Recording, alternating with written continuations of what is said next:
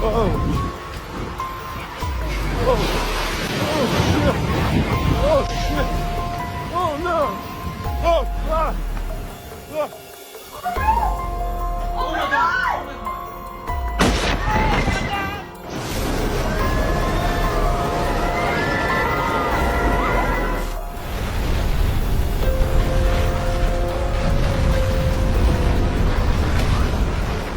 Algo muy serio acaba de suceder en Estados Unidos. En las últimas horas, una parte del sistema simplemente colapsó. Programas que debían alimentar a niños hambrientos desviaron fondos hacia otros fines. Usted que vivió décadas de cambios sabe reconocer cuando algo no está bien. Y esta vez no se trata solo de un error administrativo. Mientras huracanes arrasan ciudades, la confianza en las instituciones también se desvanece. Estamos siendo testigos de otro momento difícil o del comienzo del fin de una promesa nacional. Quédese conmigo, porque en este video vamos a entender qué se rompió, por qué y cómo esto nos afecta a todos. Durante los últimos días, el entorno natural ha manifestado su voz con una potencia difícil de pasar por alto. Fenómenos meteorológicos atípicos, corrientes de aire destructivas y comportamientos climáticos radicales han atravesado territorios completos, trastocando la rutina diaria y desbordando estructuras levantadas bajo la suposición de permanencia. La atmósfera se oscureció sin señal anticipada. El suelo emitió quejidos, y nuevamente la especie humana recibió el recordatorio de que la regularidad resulta más vulnerable de lo que habitualmente reconocemos. El ambiente no establece pactos, no atiende a locuciones ni normativas. Al actuar, desnuda las fronteras del dominio humano junto con la fragilidad callada bajo nuestra seguridad aparente. Y dentro de este clima de convulsión física, arribó la fecha del 13º día de diciembre. Una clase distinta de alteración se materializó, prácticamente invisible bajo el radar de la conciencia colectiva. Transformaciones en el ámbito político y jurídico progresaron discretamente, presentadas como acciones indispensables durante una estación de agobio. En territorio de Minnesota, región previamente señalada por fricción comunitaria y apremio financiero, los organismos oficiales ampliaron operativos vinculados con desplazamientos poblacionales no autorizados y reforzaron indagatorias sobre supuesto desvío masivo de recursos de alimentación pediátrica correspondientes al periodo de emergencia sanitaria.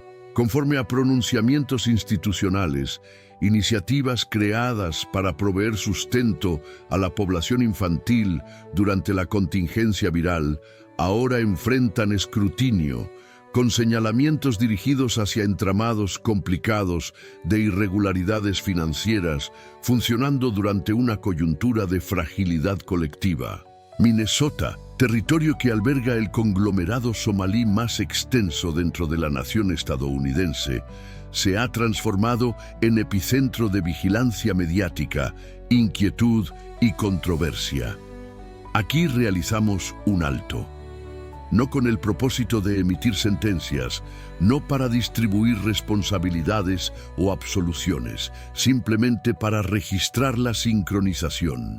Dado que el transcurso histórico con frecuencia opera así, mientras el planeta es zarandeado en la superficie, las organizaciones institucionales son evaluadas en profundidad.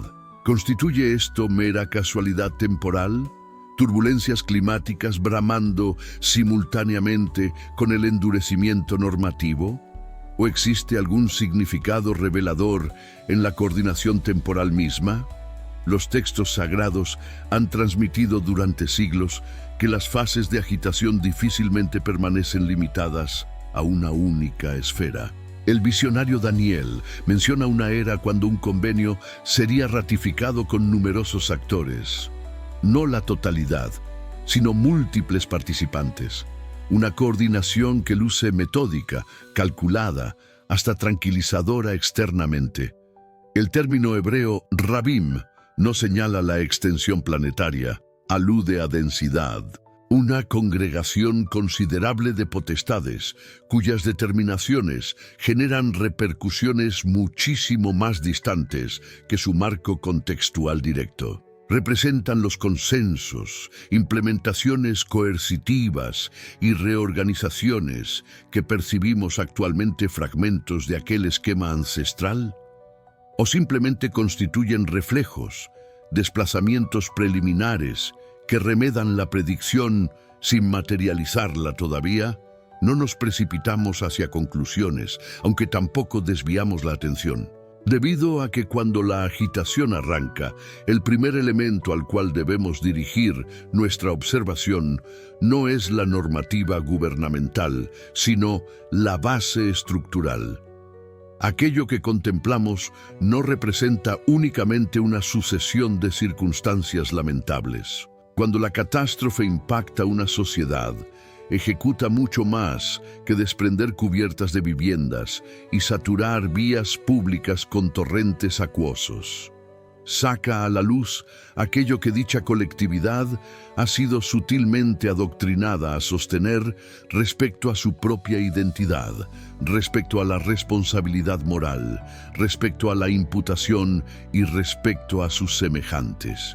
A lo largo de años recientes, la sociedad estadounidense ha sido formada no mediante preceptos bíblicos, no a través de conocimiento ancestral transmitido generacionalmente, sino mediante construcciones ideológicas que capacitan a los individuos para contemplar el tejido social, atravesado por el filtro del agravio y la separación. Perspectivas cosmológicas que evitan curar lesiones psicológicas y en cambio las preservan expuestas, que rehúsan convocar a los individuos hacia la transformación interior y la restauración relacional, conduciendo en su lugar hacia el rencor y la denuncia. Y al arribar las tempestades auténticas, implacables, desnudan la debilidad de semejante cimiento. Los ciclones tropicales no identifican militancias partidistas. Las tempestades de nieve no se detienen para interrogar sobre origen étnico o postura filosófica. Los flujos desbordados no se inquietan por determinar quién posee ventajas sistémicas y quién experimenta marginación. El ecosistema no establece diferenciaciones éticas, aunque devela si una población todavía comprende cómo sostenerse mutuamente cuando absolutamente todo adicional ha sido eliminado. Los escritos sagrados establecen claramente que la discriminación racial, el tratamiento desigual y las transgresiones contra la equidad representan violaciones ante la divinidad. Si exhibes preferencias arbitrarias, transgredes, nos comunica Santiago. Aunque los escritos sagrados resultan equivalentemente explícitos respecto a que la dificultad primordial de la humanidad no reside en una agrupación étnica particular, una categoría socioeconómica específica o una construcción narrativa histórica determinada. La totalidad ha fallado moralmente. La totalidad requiere clemencia divina. Cualquier estructura sistemática que adiestre a las personas para fragmentar perpetuamente la realidad en antagonistas y afectados, cualquier enseñanza que demande que las injusticias invariablemente deban ser memorizadas, reiteradas y compensadas, se posiciona en contraposición directa al núcleo del mensaje redentor. El afecto genuino, declaran las Escrituras, rehúsa archivar transgresiones. El Mesías no arribó para contabilizar resentimientos, arribó para soportarlos sobre sí mismo. No obstante, contemplamos una nación gradualmente instruida para implementar la acción contraria, para inventariar ofensas, para transferir culpabilidad hereditaria, para cultivar furia, hasta alcanzar el punto donde, incluso durante instancias de adversidad compartida, la cohesión se percibe contraria a lo natural. Cuando las turbulencias devastan el territorio y las estructuras colapsan, la interrogante abandona el terreno teórico. Se transforma en urgentemente concreta. ¿Hemos erigido una colectividad capaz de manifestar empatía o exclusivamente una especializada en formular acusaciones? ¿Hemos condicionado corazones hacia el perdón o simplemente hacia memorizar a quién responsabilizar? Dado que cuando la evaluación divina atraviesa una geografía, ya sea mediante llamas, desbordamientos o vendavales feroces, no solamente examina arquitectura material, examina esencias espirituales, y previo a que el registro histórico determine si estos momentos señalan calamidad o metamorfosis, recibimos la invitación de examinar meticulosamente, contemplar con hondura y retener esto presente. No toda convulsión persigue aniquilar. Algunas pretenden desenmascarar verdades ocultas. Y en este punto, previo a proseguir, ejecutemos una interrupción, no para reaccionar impulsivamente, sino para responder conscientemente. Si estas instancias de estremecimiento perturban algo en tu interior, si registras la gravedad de estos momentos y experimentas la urgencia de observar más detalladamente, de escuchar más atentamente, entonces transita esta senda junto a nosotros. Mantente vinculado con esta meditación que se desarrolla. Difúndela con alguna persona que pudiera estar transportando interrogantes silenciosos particulares. Y si tu espíritu está receptivo, inscribe una declaración sencilla en la sección de comentarios, no como consigna propagandística, sino como súplica murmurada atravesando el estruendo de nuestra época. Señor, manifiesta compasión hacia mí, un transgresor. Ocasionalmente, la reacción más auténtica ante la ambigüedad no constituye una respuesta categórica, sino una actitud de modestia frente a lo divino. Y posteriormente, como si la interrogante se hundiera aún más profundamente, la perspectiva migra meridionalmente hacia Florida.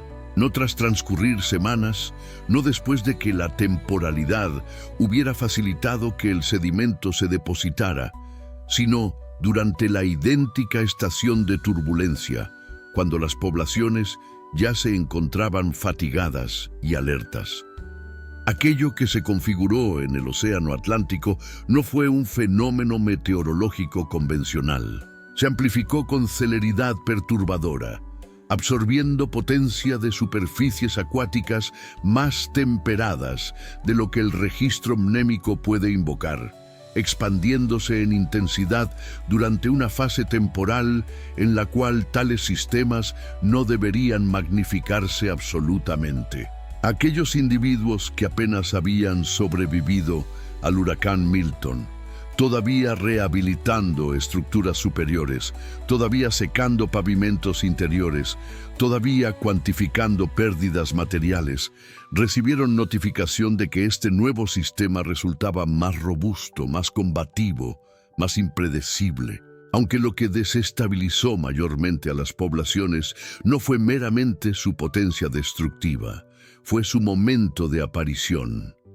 Esta tormenta no siguió los patrones habituales, no respetó el calendario establecido, no arribó cuando la experiencia acumulada indicaba que debería hacerlo.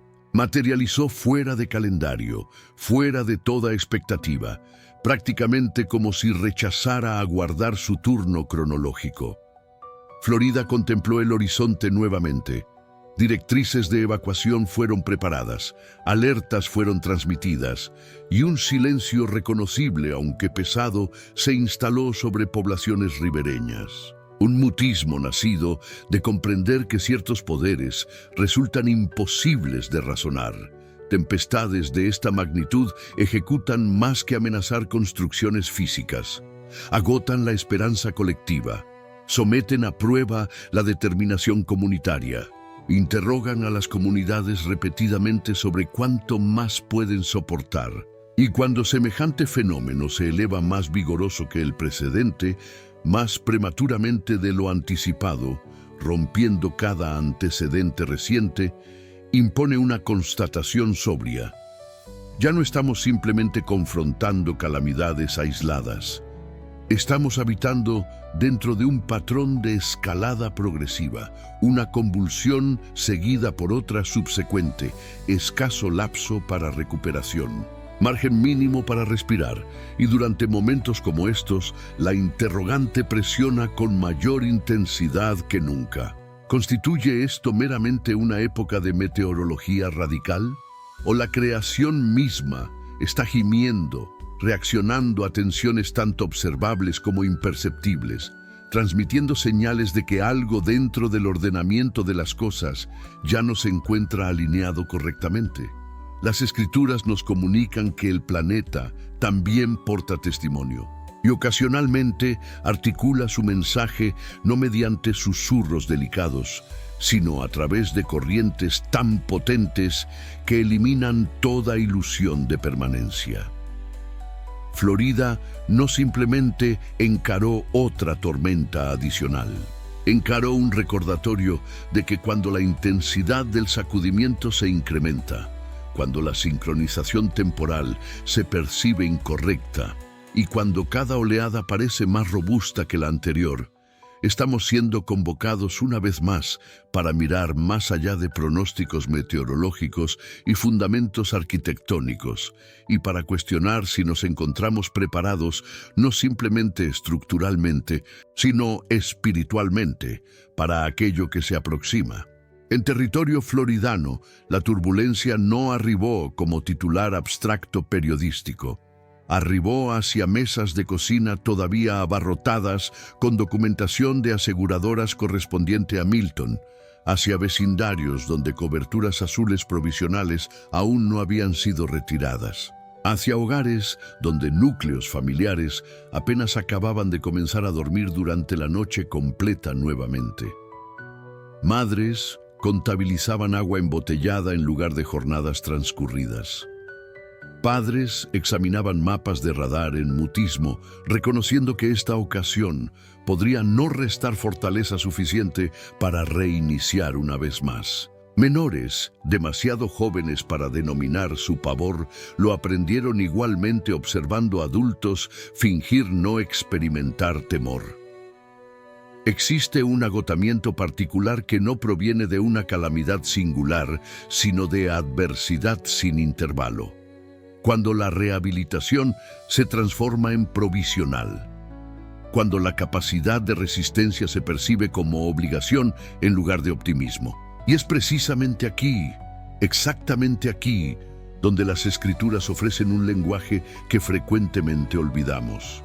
El apóstol Pablo redacta que la creación misma gime como experimentando dolores de alumbramiento, no feneciendo, sino trabajando laboriosamente. No colapsando hacia la nulidad, sino esforzándose hacia algo todavía no manifestado. Las tormentas, las inundaciones, la violencia fuera de temporada del viento. Estos elementos no son descritos como ruido aleatorio, sino como indicadores de presión sobre un cosmos desalineado. La creación gime, aunque también los individuos. La costa floridana gimió bajo ondas más poderosas que el registro histórico. Viviendas gimieron mientras muros se curvaban y cimientos se tensionaban. Y corazones gimieron silenciosamente, privadamente, cuestionando cuántas ocasiones una existencia puede ser desmantelada antes de que algo esencial se pierda.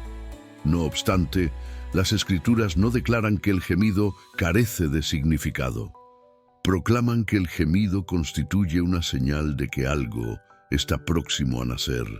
Eso no santifica la tormenta, no convierte la pérdida en virtud, aunque reformula el sufrimiento no como abandono divino, sino como una coyuntura donde ilusiones son despojadas completamente. Porque las tempestades poseen una capacidad para revelar aquello que jornadas ordinarias ocultan. Demuestran si vecinos todavía se transforman en vecinos cuando el suministro eléctrico falla, si la compasión se eleva cuando la comodidad desaparece, si la fe permanece cuando las explicaciones se agotan. En territorio floridano, Congregaciones religiosas abrieron sus accesos no para sermones doctrinales, sino para refugio. Desconocidos compartieron generadores energéticos. Alimentos fueron preparados sin conocimiento de quién los consumiría. Y en esos actos pequeños y obstinados de cuidado mutuo, algo resistió calladamente el caos circundante. No desafío contra la tormenta meteorológica, sino desafío contra la desesperanza existencial. Aquí es donde la reflexión se torna ineludible. Si la creación está gimiendo y la humanidad gime paralelamente, entonces la interrogante ya no radica en si podemos prevenir cada desastre. La interrogante radica en si nos estamos transformando en el tipo de individuos que pueden soportarlos sin perder su esencia espiritual. Las tormentas no cuestionan aquello que sostenemos como creencia, aunque lo exponen directamente. Examinan si la fe representa meramente algo que discutimos filosóficamente o algo que vivimos cuando las luminarias se extinguen y el porvenir se percibe incierto. Por consiguiente, mientras Florida encara una tormenta más vigorosa que Milton, arribando más tempranamente de lo proyectado, fragmentando patrones en los cuales anteriormente confiábamos, recibimos la invitación, no la imposición, sino la invitación de escuchar, no solamente al viento, sino a aquello que está descubriendo, dado que el gemido no representa la conclusión de la narrativa. Conforme a las Escrituras, constituye el sonido que emerge justo previo a la revelación. Y si estos días serán memorizados como una estación de pérdida o como una estación de despertar, dependerá no de la intensidad de la tormenta, sino de la condición de los corazones que la atraviesan. Y posterior a Florida, después de que los vientos hubieran expresado su mensaje, después de que las aguas hubieran tomado su medición, el lente vira septentrionalmente nuevamente, retornando hacia Minnesota. No debido a que las tormentas hubieran finalizado allí, sino porque el sacudimiento había adoptado una configuración distinta. Ningún muro se doblaba bajo presión eólica. Ninguna vía pública se inundaba. Y sin embargo, bajo el plano superficial de rutinas ordinarias, presión se estaba acumulando. Mientras Florida confrontaba el gemido de la creación, Minnesota navegaba el gemido de la sociedad. Las indagatorias se expandieron. Archivos fueron examinados meticulosamente. Programas anteriormente presentados como salvavidas durante la pandemia ahora enfrentaban escrutinio riguroso. Conforme a informes públicos, fondos destinados a nutrir menores durante un momento de urgencia nacional habían quedado entrelazados en alegaciones de desvío complejo. Redes operando discretamente, protegidas por urgencia y confianza. Nuevamente, ningún veredicto es pronunciado aquí. Solamente el peso gravitacional del momento es reconocido, porque la exposición también constituye una forma de sacudimiento. Minnesota, hogar del conglomerado somalí más extenso dentro de Estados Unidos, se descubrió situada en la intersección de legislación, compasión, temor y fatiga. El debate se intensificó, el lenguaje se endureció, y las comunidades experimentaron la tensión de ser objeto de conversación más que participantes en el diálogo. Esto también representa lo que la presión ejecuta. Revela líneas de fractura ya presentes. Las tormentas exponen la resistencia de edificaciones. Las crisis exponen la resistencia de vínculos sociales. Y precisamente como los vientos de Florida no discriminaron entre viviendas, el escrutinio de Minnesota no arribó sin consecuencias. La confianza fue sometida a prueba. Las instituciones fueron cuestionadas. Y una vez más, una nación recibió el recordatorio de que sistemas construidos en urgencia eventualmente deben ser examinados en verdad. Es aquí, entre viento y legislación, entre inundación e investigación, que un patrón ancestral comienza a percibirse incómodamente familiar. El profeta Daniel menciona un momento cuando un pacto es confirmado con múltiples actores. No el planeta completo, no armonía universal, sino una alineación concentrada, medida, estratégica y presentada como estabilizadora. El vocablo hebreo rabim no implica totalidad absoluta, sugiere significancia, participantes suficientes para crear momentum, acuerdo suficiente para reconfigurar el futuro. Lo que transforma tales momentos en peligrosos no es su malevolencia, sino su apariencia de ordenamiento. Porque cuando sociedades son sacudidas mediante tormentas o mediante escándalos, el hambre por estabilidad se magnifica. Y dentro de esa hambre, los individuos se tornan dispuestos a aceptar arreglos que habrían cuestionado durante tiempos más calmados. Esto no constituye una acusación directa, representa una observación documentada. La historia demuestra que grandes reestructuraciones raramente ocurren durante estaciones de paz. Emergen cuando el agotamiento reduce la resistencia, cuando el pánico acelera el consentimiento, cuando la promesa de orden se percibe valiosa a prácticamente cualquier costo. Entonces, realizamos una pausa aquí.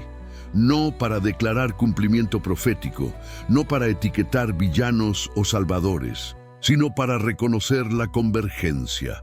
Florida sacudida mediante viento, Minnesota sacudida mediante exposición, la nación sacudida mediante la constatación de que ni naturaleza ni sistemas resultan tan controlables como anteriormente se creía. Y dentro de tal convergencia, las Escrituras instan vigilancia, no pánico. Porque el discernimiento no trata sobre predecir fechas calendarizadas. Trata sobre reconocer patrones establecidos. Cuando la creación gime, cuando sociedades se tensan y cuando acuerdos son forjados bajo la sombra de inestabilidad, recibimos el recordatorio de que el sacudimiento raramente permanece confinado a un dominio singular. Se desplaza a través de territorio, legislación y liderazgo por igual. Y previo a cuestionar qué significa esto para la profecía, porque no todo sacudimiento anuncia la conclusión final, aunque todo sacudimiento demanda atención. Aquellos que aprenden a escuchar durante tales momentos frecuentemente comprenden considerablemente más que aquellos que se apresuran a vocalizar. En este punto, se torna importante denominar la diferencia crucial. Las Escrituras jamás convocan al pueblo divino hacia el pánico colectivo. Los convocan hacia la vigilancia atenta. El temor se precipita hacia conclusiones apresuradas. La vigilancia desacelera el corazón humano. El temor demanda certidumbre absoluta. La vigilancia aprende a vivir fielmente en medio de incertidumbre. Jesús habló frecuentemente respecto a la culminación de la era, aunque raramente con la tonalidad que los individuos anticipan. No incitó alarma generalizada, advirtió contra ella. Observen que no se perturben, expresó, incluso mientras describía conflictos bélicos, catástrofes y convulsión, no porque tales acontecimientos serían insignificantes, sino porque serían malinterpretados si se abordaban con pavor. La vigilancia no constituye obsesión con señales proféticas, representa atención hacia el carácter personal. Interroga no cuándo sucederá esto, sino quiénes estamos transformándonos mientras se desenvuelve. Aquí es donde la cristología penetra. No como doctrina para debatir académicamente, sino como postura para imitar prácticamente. Jesús no reaccionó ante crisis retirándose del cosmos o vociferando predicciones al aire. Se desplazó hacia el sufrimiento con claridad y moderación. Articuló verdad sin apresuramiento. Rechazó intercambiar fidelidad por urgencia. Cuando se le solicitó identificar los indicadores de los tiempos, señaló no hacia fechas, sino hacia comportamientos. Amor volviéndose frío, fe sometida a prueba mediante perseverancia. corazones agobiados por ansiedad. En otras palabras, el peligro genuino nunca fue que los individuos fracasarían en notar el sacudimiento, sino que lo notarían incorrectamente. La vigilancia resiste la seducción del espectáculo sensacionalista. No necesita que cada tormenta sea un símbolo profético, ni que cada acuerdo sea un cumplimiento definitivo.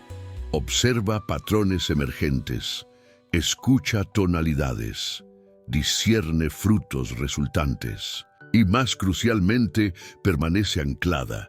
Cristo no promete a sus seguidores exención del sacudimiento, promete orientación dentro de él. Permanezcan despiertos, declara, no porque el cosmos esté finalizando mañana, sino porque el adormecimiento embota el discernimiento, y corazones somnolientos confunden temor con sabiduría y estruendo con verdad. Por esto la vigilancia constituye un acto de confianza. Asume que la historia no está girando aleatoriamente, que el significado no se pierde en complejidad, y que Dios no está sorprendido por tormentas naturales o sociales. Vigilar representa rechazar tanto negación como desesperación simultáneamente. Significa reconocer el viento sin permitirle dictar nuestra respuesta. Examinar el poder sin entregar la conciencia. Soportar presión sin abandonar compasión. Durante días como estos, cuando Florida percibe la fuerza de la creación, cuando Minnesota percibe la tensión de la exposición y cuando la nación percibe el peso de decisiones trascendentales, Cristo no se posiciona al margen urgiéndonos a calcular cronologías proféticas. Se posiciona en el centro cuestionando si permaneceremos fieles en asuntos pequeños, verdad articulada sin crueldad, justicia perseguida sin odio y amor practicado sin condiciones. Porque los vigilantes no son aquellos que conocen qué viene subsecuentemente. Son aquellos que, independientemente de lo que arribe, todavía reconocen su voz dentro de la tormenta. Entonces, la interrogante delante de nosotros ya no radica en qué significan estas tormentas, sino en si, en medio de ellas, permanecemos suficientemente despiertos para reconocer aquello que está siendo revelado. No nos conduzcas a la tentación. Mateo, capítulo 6, versículo 13. Esta súplica solemne, posiblemente la más solemne de toda la oración completa, aparecería como consecuencia natural e impresionante de la petición precedente por perdón. En la contemplación de aquella petición, la mente necesariamente fue conducida hacia una consideración profunda y grave respecto a la transgresión en sus variadas manifestaciones y respecto a la confesión de transgresión en su detalle minucioso y respecto al perdón de transgresión en su renovación cotidiana. Transitando desde aquel tema, parecería como si la siguiente expresión del corazón vigilante y trémulo sería: Señor, no me conduzcas hacia la tentación. Si tal es la transgresión, si tal la penitencia dolorosa hacia la cual su comisión conduce, y tal el reconocimiento humillante en el cual resulta, y tal el perdón costoso, el precio de sangre que su culpabilidad demanda. Señor, protégeme cerca mi perímetro, rodéame completamente, para que habiendo sido lavado completamente limpio, no transite sendero alguno, no sea colocado en posición alguna, mediante la cual pueda ser expuesto al poder de tentaciones que no puedo evadir, cuya fuerza no puedo resistir, y así recaer desde mi caminata elevada y santa contigo. Has otorgado absolución de la transgresión, aunque no indulgencia hacia la transgresión. Desearía ser tan liberado de la tiranía como de la condenación del pecado, y encontraría mi motivo más precioso, poderoso y persuasivo para buscar el logro de la santidad en tu perdón completo, libre y sumamente amoroso. Habiendo lavado mis pies, ¿cómo habría de contaminarlos? El escenario presente del cristiano constituye un escenario de tentación continua. Casi se siente uno conducido a interrogar ¿cuándo no ha sido así? Incluso durante la edad paradisíaca del cosmos y la historia de la congregación religiosa, fue así. ¿Quién habría imaginado que la tentación acechaba entre los follajes frondosos y que el rastro de la serpiente se extendía a lo largo de los senderos silvestres del Edén? Y sin embargo, así fue. Extraño expresar que aquel diluvio oscuro de maldad que durante siglos ha rodado sus olas furiosas sobre el planeta, portando miríadas sobre su superficie hacia el océano de una eternidad perdida y terrible, tuvo su origen en un paraíso aún sin transgresión. Contemplen a nuestros progenitores primordiales, árboles majestuosos de rectitud, plantas hermosas del paraíso. Sin embargo, el adversario penetró como inundación y los arrastró ante su fuerza potente e irresistible. De este modo, jamás ha existido un escenario de nuestra humanidad o una época en la historia del cosmos en la cual el pueblo divino haya estado exento de tentación, aunque mucho más constituye el caso actualmente. ¿Cómo debería ser de otra manera en la naturaleza de las circunstancias? El ser humano representa un ser caído. Es por naturaleza una masa no mitigada de transgresión, no habitando en la carne cosa buena alguna. El cosmos, con toda su belleza paisajística, su grandeza montañosa, su sublimidad alpina, sus incontables formas de hermosura, constituye un cosmos manchado y maldito. Más que esto, representa el imperio de Satanás, donde sostiene su sede, gobierna y reina, mediante el permiso divino, sobre miríadas de la raza humana, hasta que Cristo arribe para derrocar su soberanía y transformará todas las cosas en nuevas. Tal constituye la verdad solemne que subyace bajo el esquema remedial completo del Evangelio del Dios bendito. Aunque perciben claramente nuestros legisladores, nuestros filósofos, nuestros educacionistas e incluso algunos de los ministros de religión, reconocen plenamente y enuncian ampliamente estos hechos de que el humano está totalmente caído y el cosmos completamente corrompido? Negativamente. En gran medida, la legislación, la educación y la predicación contemporánea constituyen un ignorar solemne de estas verdades. Aunque no así aquellos que son iluminados mediante la verdad y el Espíritu Divino. La maravilla para ellos no radica en que el humano sea tan transgresor, sino en que mediante la gracia divina debería transformarse tan santo. No que el cosmos sea tan malvado, sino que mediante las restricciones del poder divino debería ser tan bueno. Tal constituye el escenario a través del cual el creyente transita hacia el cielo. Su ruta hacia el hogar atraviesa territorio enemigo. Su sendero hacia la gloria serpentea su camino a través de un cosmos reposando en el maligno.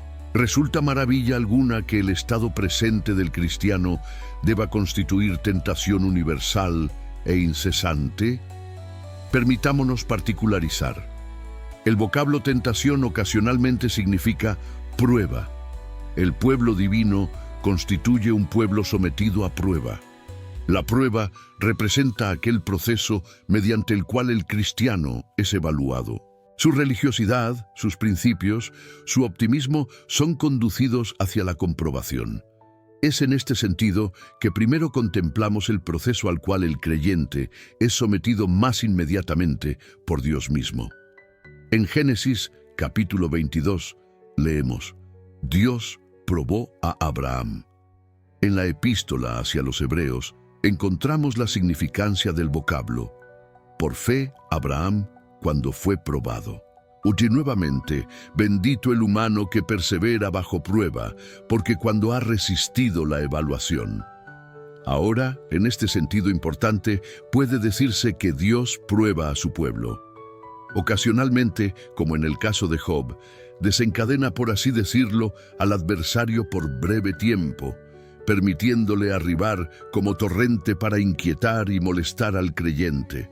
Y nuevamente, Dios puede permitir que corrupciones internas posean un poder medido y momentáneo sobre el creyente, y entonces la transgresión parece por el tiempo estar en ascendencia.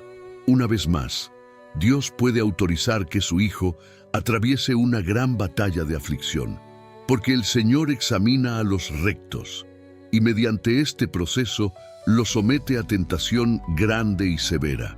Aunque todo esto brota desde las profundidades de su sabiduría infinita y amor, dos objetivos busca así cumplir. El primero constituye el despliegue de su propio carácter ante los ojos de su pueblo. Dios recuerda que incluso en el mejor escenario, cuán limitado resulta nuestro conocimiento de Él. Aunque cuanto más pequeña la medición que no es calibrada mediante la evaluación de la prueba. Lo conocemos revelatoriamente en su palabra escrita. Lo conocemos simbólicamente mediante su providencia. Aunque es en la escuela de sus tratos directos y personales con nosotros y de nuestros tratos directos y personales con Él, que su carácter se despliega más experimentalmente, sus perfecciones se tornan más distintamente conocidas y su gloria transcurre ante nuestra vista. Para este propósito, Dios nos examina. Muéstrame ahora tus caminos para que pueda conocerte. Así, en todas nuestras tentaciones y pruebas, rastreamos su sabiduría al ordenar, su soberanía al permitir, su poder al controlar, su fidelidad al dirigir y su amor al consolarnos. Y Jesús, la piedra probada, se torna mejor conocido y más intensamente entrañable en una tentación ardiente, en una prueba severa, que quizás en todos los eventos transitorios de nuestra historia combinados. El segundo objetivo que Dios buscaría abarcar representa nuestro beneficio personal. Nuestra religiosidad personal avanza en la misma proporción con nuestro conocimiento espiritual y experimental de Dios en Cristo Jesús, mediante el proceso de tentación o prueba al cual nos somete. Nos conocemos mejor a nosotros mismos. Somos más profundamente instruidos en el conocimiento de la palabra revelada. Somos vaciados, humillados, comprobados. Aprendemos nuestra propia debilidad. Descubrimos dónde reside nuestra gran fortaleza y que sostenidos solamente por el poder divino, somos preservados de caer y somos conservados hacia su reino y gloria. Mediante este proceso también avanza la labor de purificación moral. La aleación es consumida, la impureza es eliminada de lo precioso y el creyente emerge desde la estación de tentación examinado, purificado y emblanquecido. Retira la escoria de la plata y emergerá un recipiente para el refinador. Puede estar en la masa, informe y profano. Tal la transformación maravillosa. Emerge un recipiente divinamente moldeado, simétricamente formado, exquisitamente delineado. Un recipiente de honor apropiado para el uso del Maestro. Así debemos interpretar la mano más inmediata de Dios en las tentaciones o pruebas de sus santos. Aunque existen otras fuentes de tentación a las cuales los santos están expuestos. Están las tentaciones que surgen del poder de Satanás. Resulta asombroso qué perspectivas opuestas y falsas los humanos mantienen respecto al diablo. Existen religionistas mal informados y timoratos que casi lo deifican, atribuyéndole los atributos de omnisciencia y omnipresencia que pertenecen únicamente a Dios. Entonces, existen aquellos que en esta era saducea van lejos en negar su existencia misma, o quienes admitiendo que existe un diablo, lo despojan de su poder y le arrebatan su influencia. O constituye algo solemne trivializar con el maligno, ya sea exaltando sus atributos o ignorando su existencia, aunque él representa al gran tentador y acusador de los hermanos. Nuestros primeros progenitores cayeron como cedros majestuosos ante su brazo. Y nosotros, la descendencia de un padre caído, quienes como yesca estamos listos para encendernos con cada chispa que es golpeada, No estamos exentos de sus dardos incendiarios, mucho menos. Si nuestro sumo sacerdote misericordioso fue en todos los puntos tentado similarmente como nosotros desde esta misma fuente, ¿quiénes somos para esperar exención de sus asaltos? No te desanimes entonces por las dudas escépticas que insinúa, por las blasfemias audaces que sugiere, por los pensamientos profanos e impuros que engendra, o por cualquier modo mediante el cual asalta el fundamento de tu fe y te tienta a renunciar a Cristo y desechar tu confianza. No existe un momento en que no esté tramando tu caída, aunque no existe un momento en que Cristo no te esté sosteniendo en la tierra e intercediendo por ti en el cielo. Entonces existe la tentación del creyente desde el cosmos. Debemos transitar a través de él porque no existe escapatoria. Constituye el imperio del maligno y constituye el imperio de maldad. Es esencial y enfáticamente un cosmos malvado. Todas sus obras malignas y nada excepto maldad. La impiedad del cosmos resulta aterradora, ya sea que lo contemplemos en su estado salvaje o civilizado, en sus formas refinadas o groseras de sociedad. Reconocemos que el cosmos completo yace en maldad o en el maligno. Así, desde cada sector, el cosmos constituye una trampa y una tentación para los hijos de Dios. Intimidados por sus desaprobaciones, podemos ser disuadidos de levantar la cruz de Cristo. Seducidos por sus sonrisas, podemos ser persuadidos a depositarla. Nuestras circunstancias mismas en la existencia pueden exponernos a tentación peculiar. La afluencia puede atraparnos hacia extravagancia despilfarradora y vivencia mundana. La pobreza puede tentarnos a apartarnos de rectitud estricta e integridad. Una posición moderada puede tentarnos a mejorarnos mediante especulación salvaje y ruinosa. Y entonces existe la mundanalidad del cosmos. Cuán poderosa y omnipresente trampa constituye esto para el Hijo de Dios. Demas me ha abandonado. Habiendo amado este mundo presente, constituye el registro triste de muchos profesantes religiosos antaño posicionados tan elevadamente. Aunque ahora barridos y no más caminando con Jesús por la corriente irresistible de las ventajas del cosmos, las empresas del cosmos e incluso la religión del cosmos. Aunque, ¿qué escenario de tentación existe dentro del cristiano mismo? Es aquí quizás donde un adversario, un espía o un traidor dentro de la ciudadela reside su peligro mayor. De esto no existe escapatoria. La transgresión que habita en nosotros constituye ese espía acechante, el corazón perverso palpitando dentro de nuestro pecho. Engañoso sobre todas las cosas y desesperadamente malvado, constituye ese traidor oculto. De esto reitero, no existe escapatoria.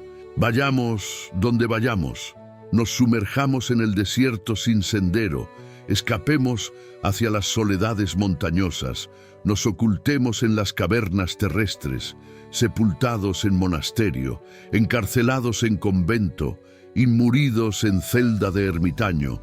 Todavía el traidor acecha dentro, preparado en cualquier momento. En las palabras elocuentes de un escritor ya citado, en ningún escenario terrestre, en ninguna condición, estamos exentos de las incursiones de tentación.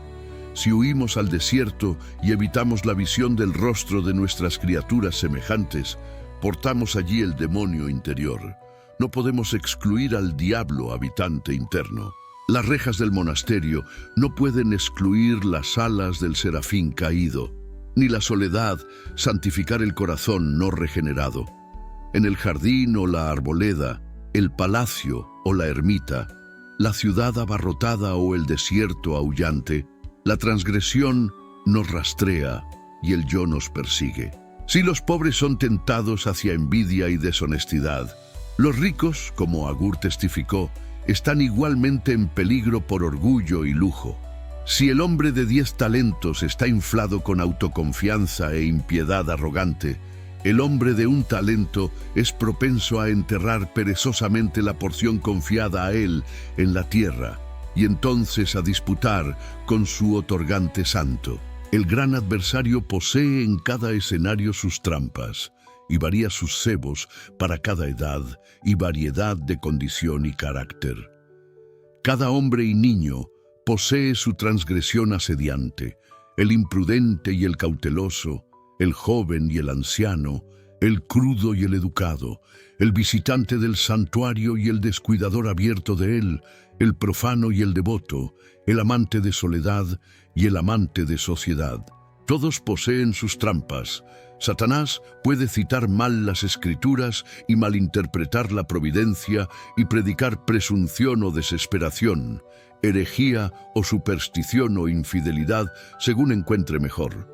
Puede asumir el sabio, el sofista o el bufón, el religionista o el estadista a voluntad. No perdona grandeza espiritual. Pablo fue abofeteado.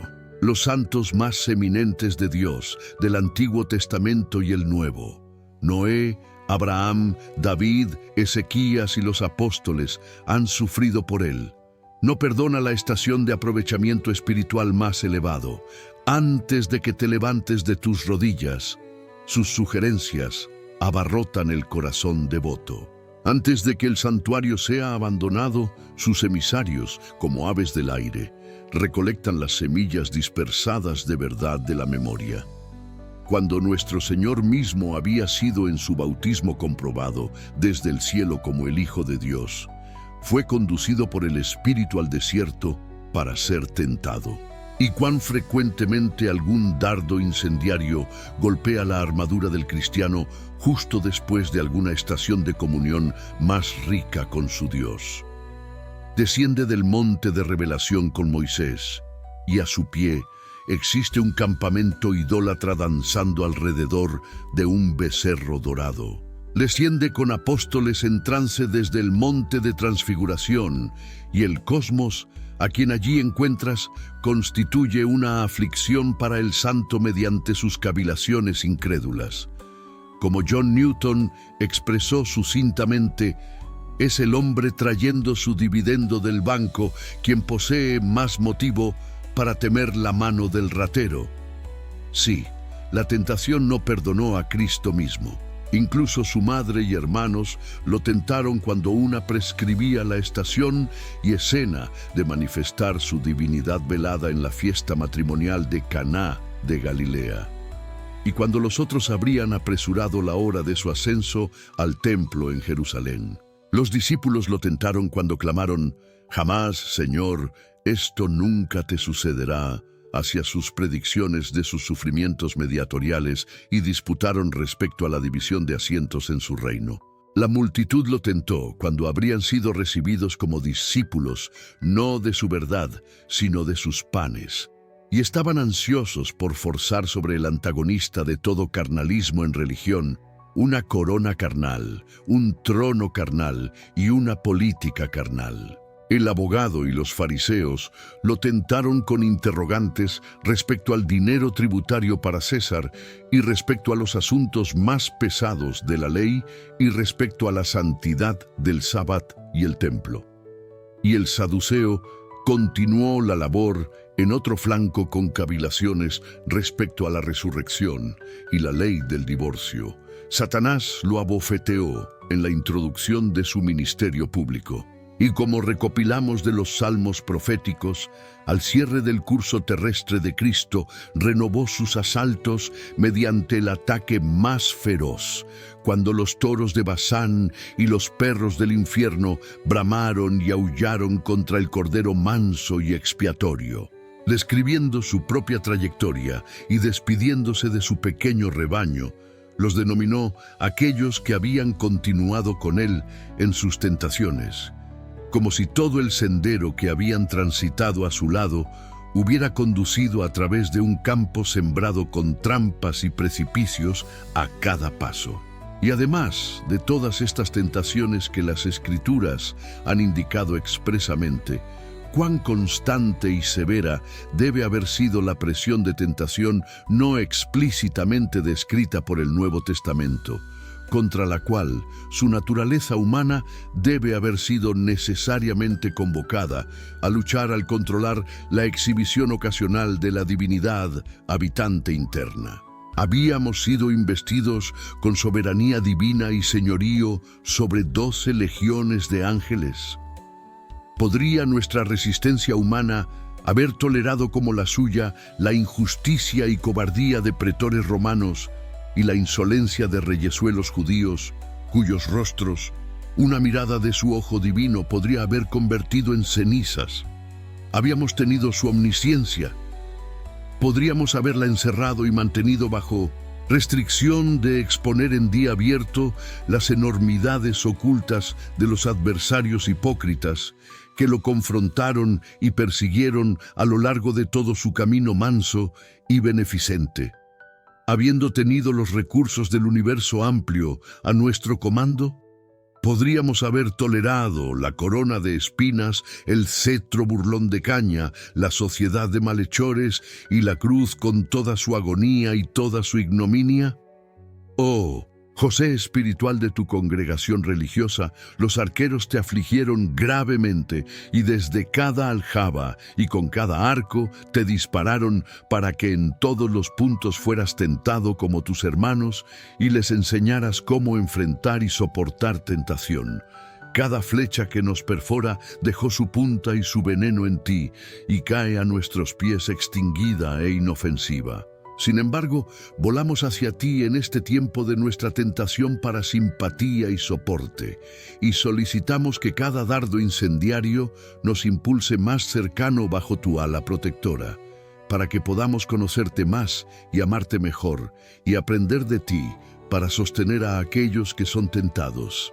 Tornémonos ahora hacia la petición misma. No nos conduzcas a la tentación. 2 observaciones parecen necesarias para su comprensión más clara.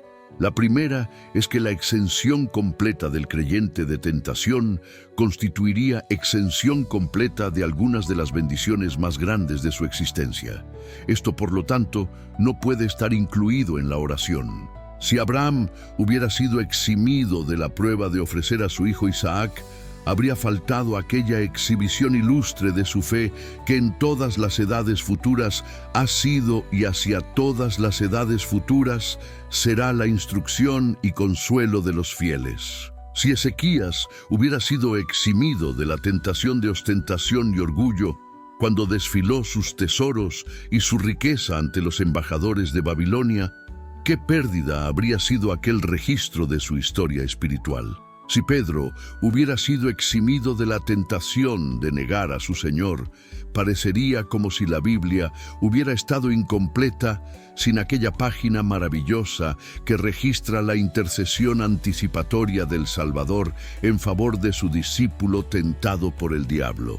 Satanás ha deseado poseerte para cribarte como trigo, aunque he orado por ti para que tu fe no falle. Si Pablo hubiera sido eximido de la espina en la carne, el mensajero de Satanás para abofetearlo, qué pérdida para la congregación de Cristo habría sido la declaración maravillosa que aquella tentación del apóstol provocó del Salvador.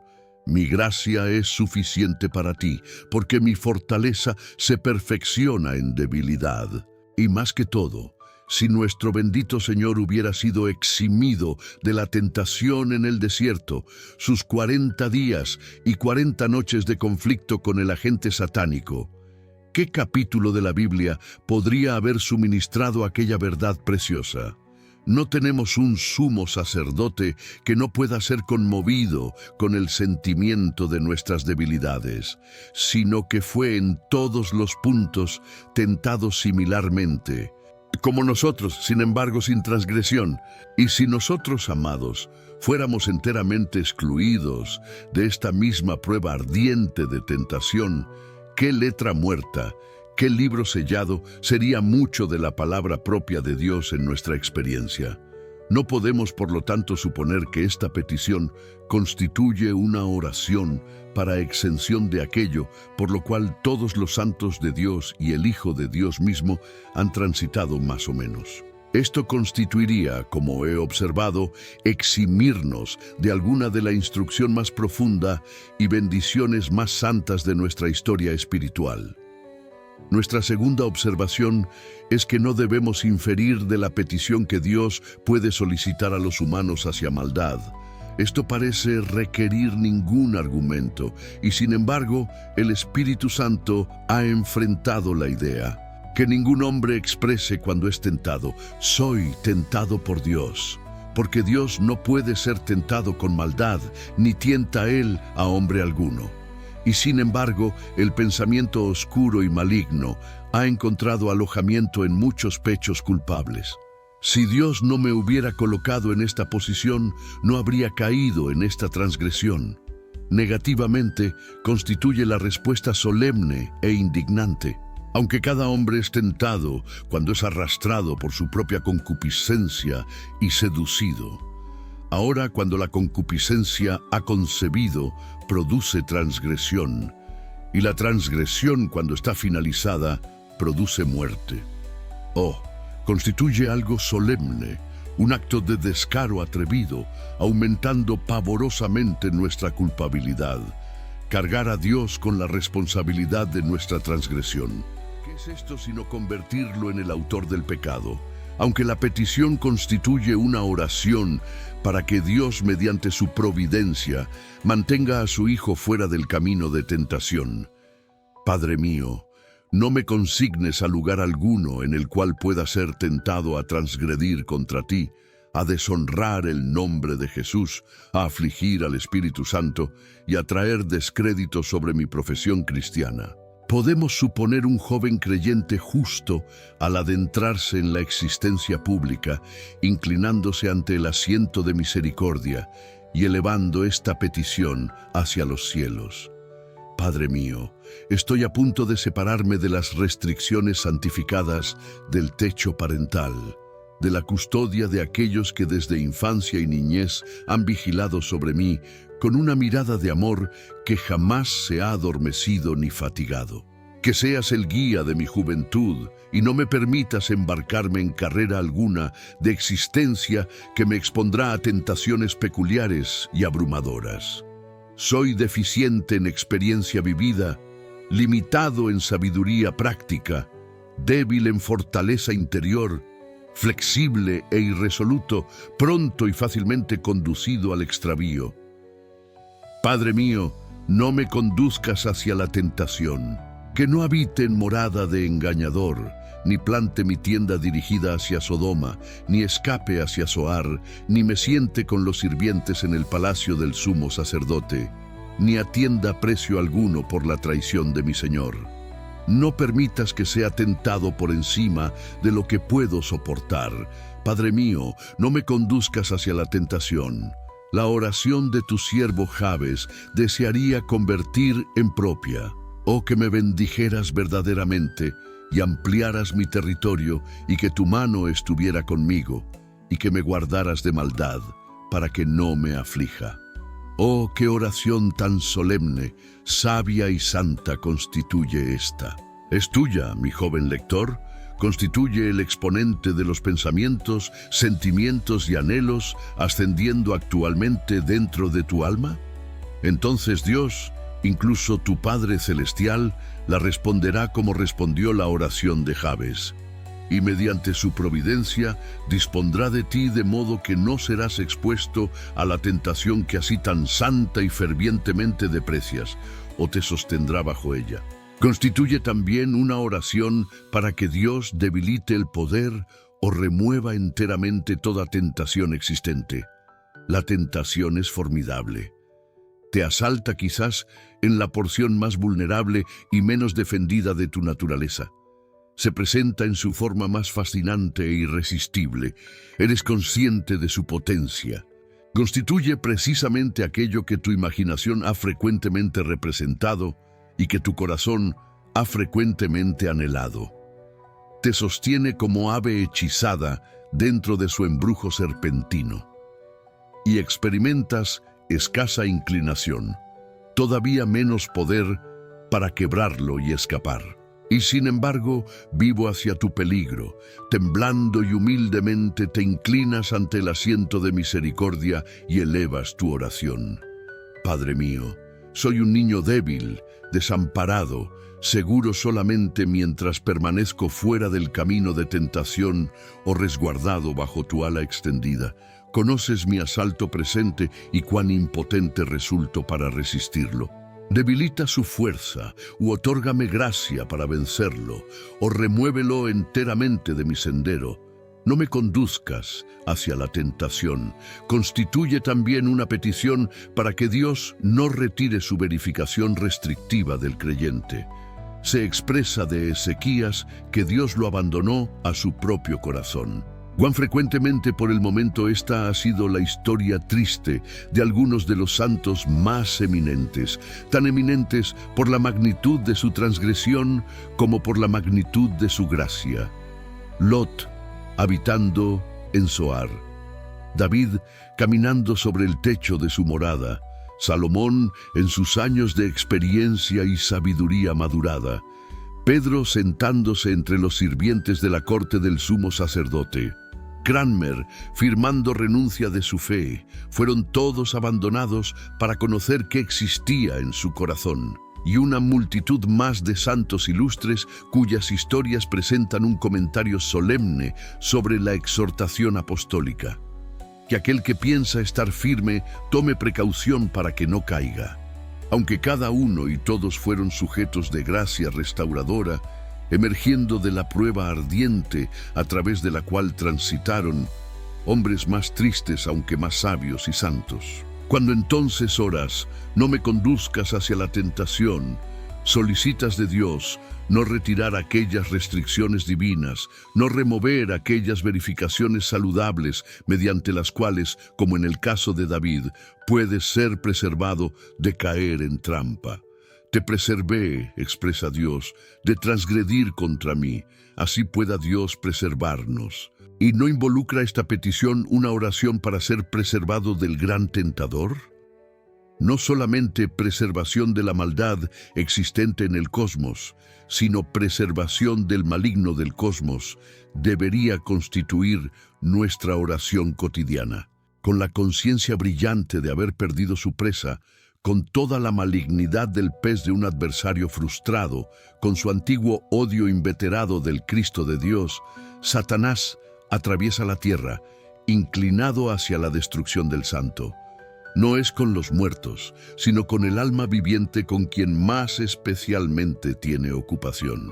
Los muertos, bien lo sabe, están flotando silenciosamente y ciertamente corriente abajo con la corriente que los arrastra hacia el abismo temible donde son portados. No te maravilles entonces de que debas constituir un objeto seleccionado de su asalto. Distinguido casi expresaría por la envidia especial y malignidad de su ataque. Estos mismos dardos incendiarios lanzados tan ferozmente hacia tu alma, estas tentaciones fuertes mediante las cuales tu fe, integridad y optimismo son asaltados, aunque evidencian la vida de Dios dentro de ti. ¿Supones por un momento que desperdiciaría su munición sobre un pecador espiritualmente muerto?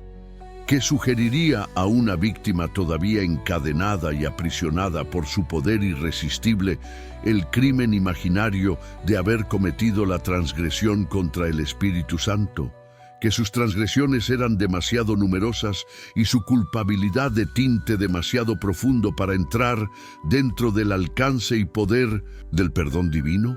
¿Colocaría él, el maligno, su boca al oído de un alma muerta en transgresiones y en pecados, y con el susurro más suave respiraría dentro de él aquellos pensamientos blasfemos, aquellas dudas infieles, aquellas sugerencias pecaminosas, aquellos impulsos hacia presunción y desesperación, de los cuales Bunyan y Cowper y Newton fueron una vez víctimas, y de los cuales una nube de testigos en la congregación de Dios todavía lo son? Negativamente. Es solamente los corderos a quienes asusta, las ovejas a quienes preocupa, los hijos de Dios cuya caída trama. Permitámonos entonces en nuestra oración cotidiana, no nos conduzcas hacia la tentación, incluir aún esta petición necesitada. Guárdame del poder del tentador. Que ninguno en la congregación de los tentados podría ingresar tan inteligente y sentidamente en tu caso. Oh tú, único amigo del transgresor, en ti únicamente mis optimismos dependen, que me custodiarás hasta el final. Salvador mío, no lloro porque alegrías han huido o aquellos tan afectuosamente amados han fallecido. Por aflicciones más grandes mis lágrimas son derramadas, Salvador mío. El acusador parece tan constante, cercano y casi me conduce a desesperación, que no nuevamente tu voz escucharé, Salvador mío. Me atormenta con mis transgresiones, Señor estimado, y me tienta severamente a dudar de tu palabra, que no para mí fue derramada tu sangre, Salvador mío. Oh ven, paloma santa celestial, llena mi corazón solitario con tu amor puro y permíteme ascender hacia alegrías superiores, Salvador mío. Entonces caminaré en paz con Dios, ni temeré transitar el camino espinoso, sino besar la mano que porta la vara, Salvador mío. Algunas conclusiones prácticas y solemnes naturalmente fluyen del tema importante del capítulo presente. Mientras oramos, no ser conducidos hacia tentación, deberíamos estar vigilantes contra correr voluntariamente hacia ella. Existe tal cosa como tentar al tentador. Aunque podemos estar en ninguna posición enteramente exenta de sus asaltos, sin embargo, podemos incautamente e innecesariamente exponernos a algún ataque poderoso del adversario. Así fue con Pedro. ¿Dónde debería haber estado cuando su Maestro Divino estaba bajo arresto, lado a lado con él, en la barra del sumo sacerdote? Aunque Pedro se posicionó en la puerta afuera, ya había pavimentado el sendero de su caída siguiendo a Cristo distante. Y cuando se posicionó y se calentó con los sirvientes y oficiales de la corte del rey, los enemigos congregados de su Señor, no sorprende que ante un asalto muy suave, una doncella pequeña acusándolo con el crimen de ser discípulo de Cristo, cayó como estrella desde su órbita. ¡Qué luz de faro para nosotros!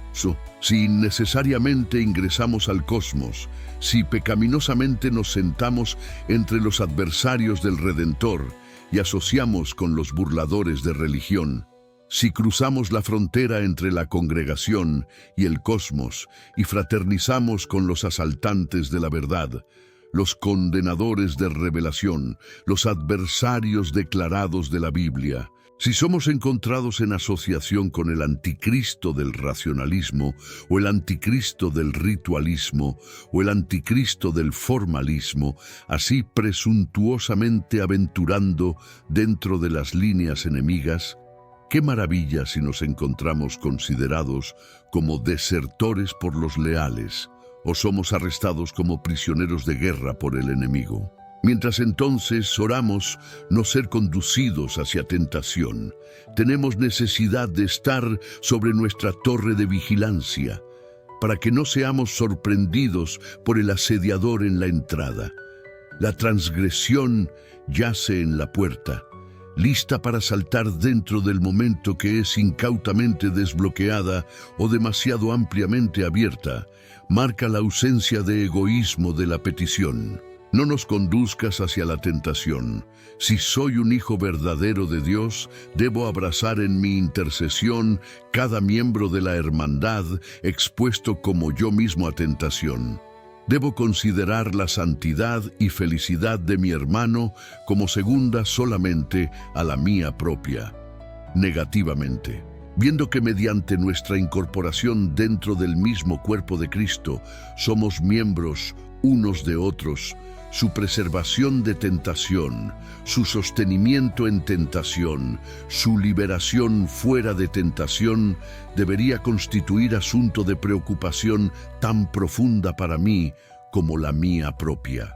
Viendo que quizás en consecuencia de sus talentos, su popularidad, su posición elevada y responsable, constituye un objetivo más conspicuo para el arquero, posicionándose puede ser sobre un pináculo elevado del templo, cuán ferviente y seria debería ser mi intercesión orante en su favor. Para este propósito deberíamos elevar nuestra petición por misioneros y ministros, por pastores y evangelistas, por directores, secretarios y tesoreros, a cuya fidelidad están confiados los intereses momentosos y preciosos de la verdad y reino de Cristo. No existe un defecto grave en nuestra religión práctica tocando este asunto. No existe demasiada escasa consideración de la responsabilidad de estos siervos de nuestro Señor, demasiada escasa simpatía con sus peligros y sus pruebas, y demasiada escasa oración intercesora por su sostenimiento divino, asediados y asaltados como están por muchas tentaciones peculiares y fuertes. Si Moisés necesitó y Pablo anheló y Cristo se apoyó sobre las oraciones y la simpatía de los santos, cuánto más estos hermanos. Y en el nombre de quien debe esta petición, como verdaderamente toda la oración, ser ofrecida, sino en el nombre de aquel que la enseñó, él mismo, el tentado. No existe perspectiva del tema de este capítulo tan instructiva y consoladora como la existencia de tentación a la cual nuestro Señor mismo fue expuesto.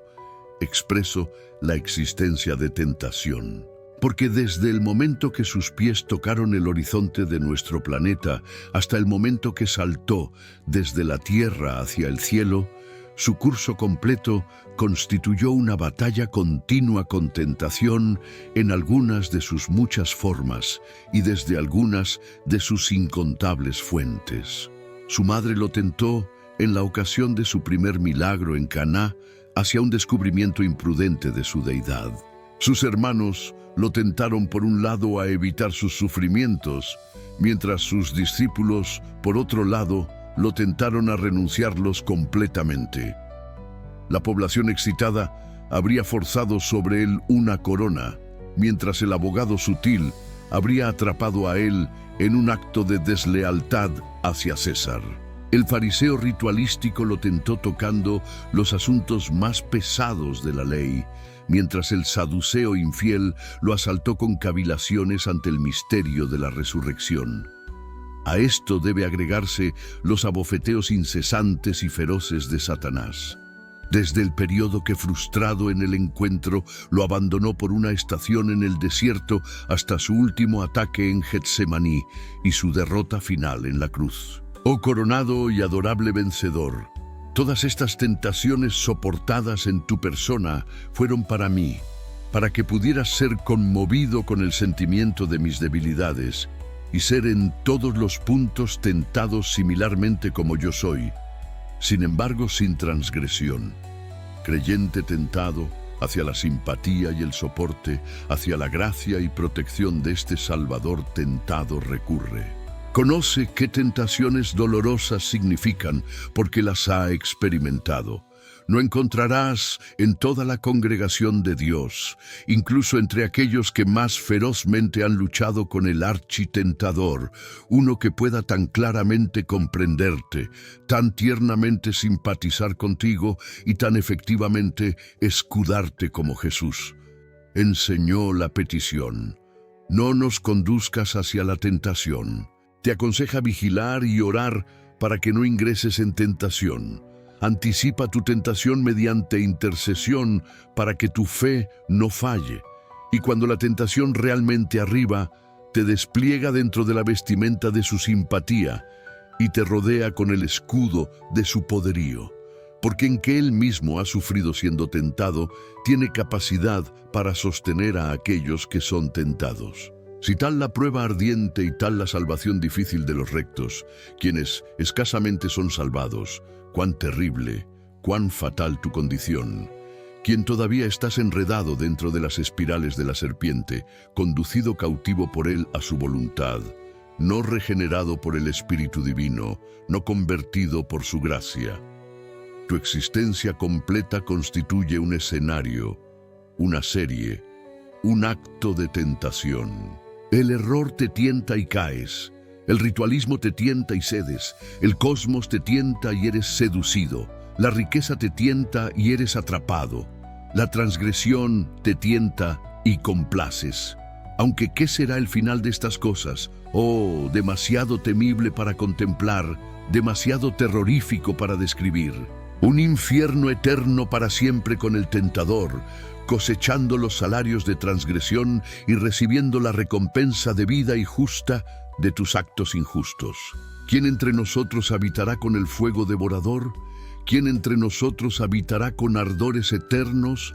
Todos quienes han negado la verdad, quienes han aborrecido a Dios, quienes han descuidado salvación, quienes han rechazado al Salvador y quienes han vivido y fallecido seguidores del cosmos, esclavos de concupiscencia, siervos de transgresión y vasallos del agente satánico. Allí estos constituyen como combustible condimentado para el fuego último e inextinguible, aunque sin embargo existe optimismo. Estás dentro de su región y alcance de esperanzas. Arrepiéntete y sé convertido. El arca todavía está abierta.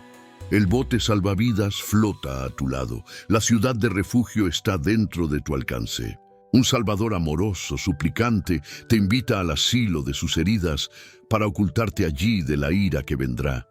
Quizás eres uno a quien la buena providencia de Dios se ha complacido en bendecir con salud, competencia y facilidad. El cosmos progresa bien contigo.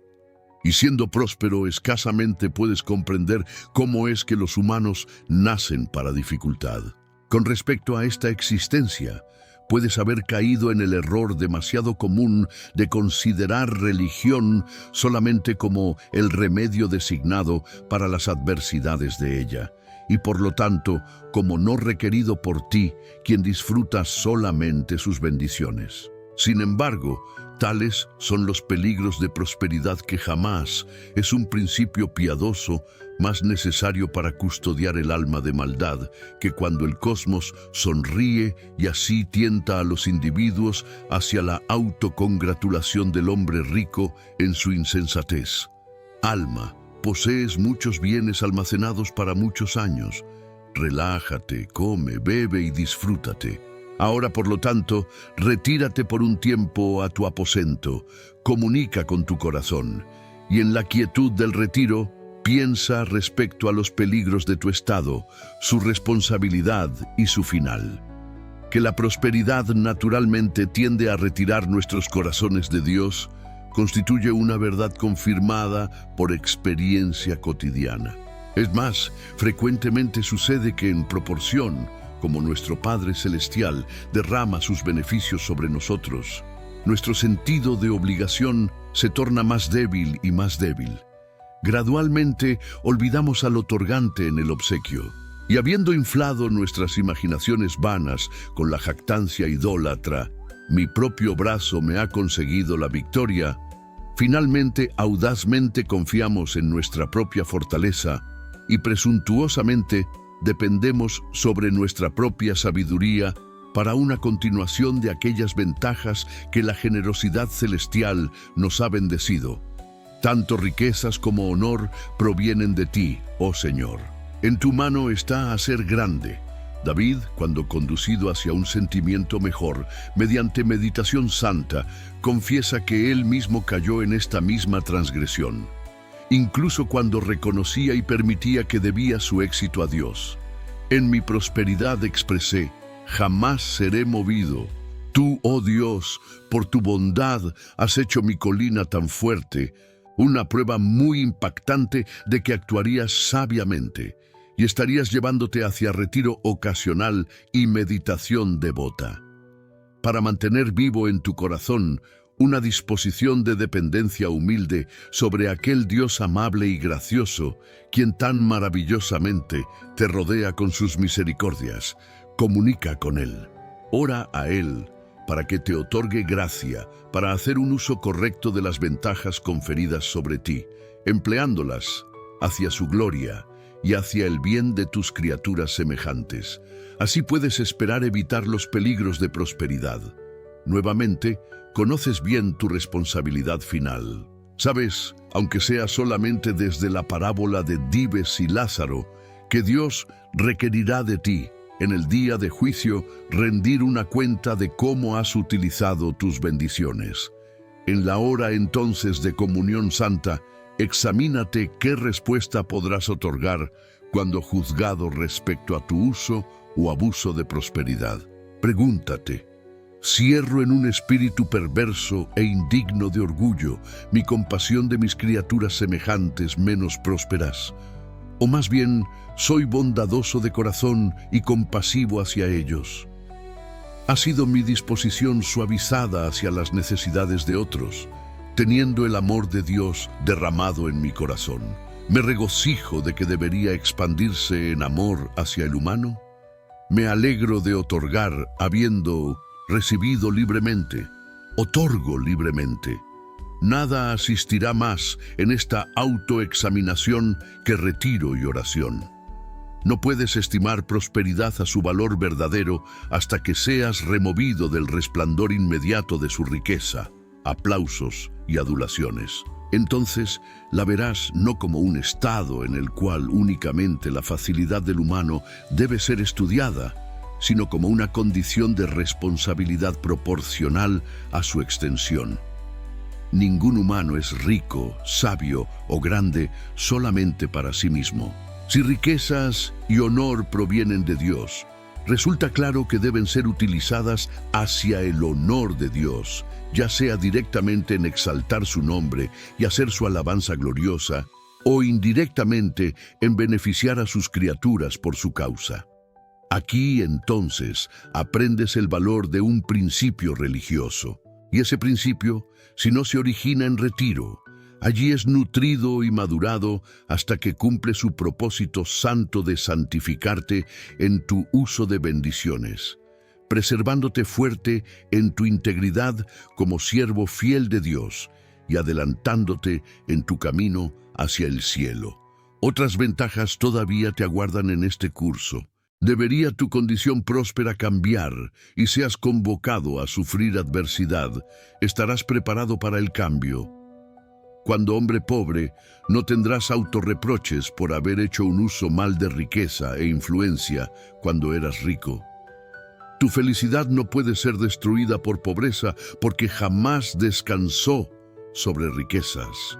Cuando riquezas se incrementaron, no colocaste tu corazón sobre ellas. Además, no solamente puede tu sol meridiano ser nublado, aunque un sol sin nubes debe finalmente ponerse. La noche de muerte ciertamente oscurecerá el curso más brillante, y el final de riquezas debe ser que en tu muerte las abandonas. Si por lo tanto tu prosperidad perdura incluso hasta el cierre de existencia, todavía debe aquella prosperidad ser abandonada. Ninguna ventaja terrestre beneficia en la tumba. Ay para los ricos y grandes en su muerte, si en existencia hicieron riquezas y grandeza sus ídolos. Oh muerte, cuán amargo es el recuerdo de ti para un humano que vive en descanso en sus posesiones. Hacia el humano que no tiene nada para vejarlo y que posee prosperidad en todas las cosas, sea tuya la elección sabia. En medio de prosperidad, elige a Dios como tu amigo más cercano y su amor como tus riquezas mejores. Te aconsejará bien y te conducirá seguramente. Y en la marea peligrosa de éxito, te capacitará para dirigir tu curso, de modo que no hagas naufragio de tu fe. Disciplinado mediante la práctica habitual de retiro devocional, aprenderás a ser sobrio y vigilar hacia oración. No conformado a este cosmos, aunque rodeado por sus bendiciones, jamás olvidando al otorgante de ellas, y aunque abarcado por sus atracciones, siempre no influenciado por ellas. Tus afecciones están superiormente, tu corazón está con tu Dios. ¿Te ha sobrepasado adversidad? Aquel diálogo con un Dios siempre presente, que en prosperidad constituyó tu deber elevado, se transforma ahora más especialmente en tu privilegio elevado. tu mente está agitada por males varios, con los cuales te sientes desigual para confrontar. Industria honesta y paciente puede haber fracasado en otorgarte el retorno por tus labores que razonablemente esperabas. Y tus posesiones mundanas han sido disminuidas. Escasamente reconoces cómo, fabricándose alas y volando lejos, amigos a quienes amabas como tu propia alma y confiabas largamente como tu propio corazón, pueden haber probado infieles. O puedes tú mismo, mediante algún consejo mal aconsejado o tu propio juicio errante, haberte rodeado con perplejidades. La sonrisa aduladora del cosmos es retirada, aunque por lo tanto debes considerar tu existencia como estado de oscuridad y melancolía. Dios lo prohíba. Luz está sembrada para los rectos y alegría para los verticales en corazón. Todavía regocíjate en el Señor. Estás privilegiado mediante tu pacto cristiano para buscar el favor de aquel cuyo favor es mejor que existencia. Dios constituye tu refugio. En la calma santa de retiro, no falles en sostener diálogo con Él y tu propia alma. Y si la reflexión lamentosa del salmista articula el lenguaje de tu aflicción, ¿por qué estás abatida, oh alma mía? ¿Y por qué estás tan perturbada dentro de mí? Que su resolución consecuente sea el lenguaje de tu fe, coloca tu confianza en Dios. Todavía le agradeceré, quien constituye la ayuda de mi rostro y mi Dios. Ejercita tu privilegio de acceso hacia Él mediante el Salvador Cristo Jesús el Señor. No temas. Sin importar cuán tu alegría sea ahora transformada en tristeza, el amor de tu Padre Celestial no conoce cambio. Ninguna nube transitoria que el cosmos interpone puede oscurecer el brillo de su favor.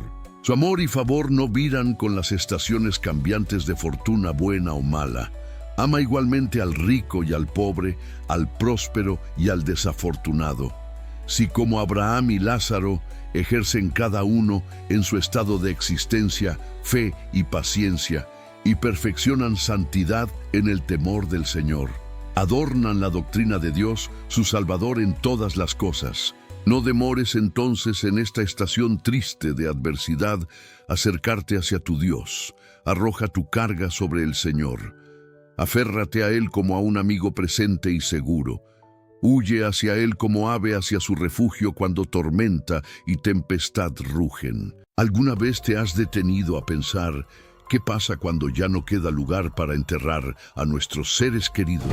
En Jerusalén, una ciudad milenaria cargada de historia y espiritualidad, están viviendo ese dilema ahora mismo. Cada rincón libre es tan valioso como el oro. Y cuando decides usar un pedazo de tierra como cementerio, esa decisión es eterna. No puedes simplemente mover las tumbas más adelante. Pero ¿qué haces cuando el espacio se agota y el respeto por los que ya partieron sigue siendo sagrado?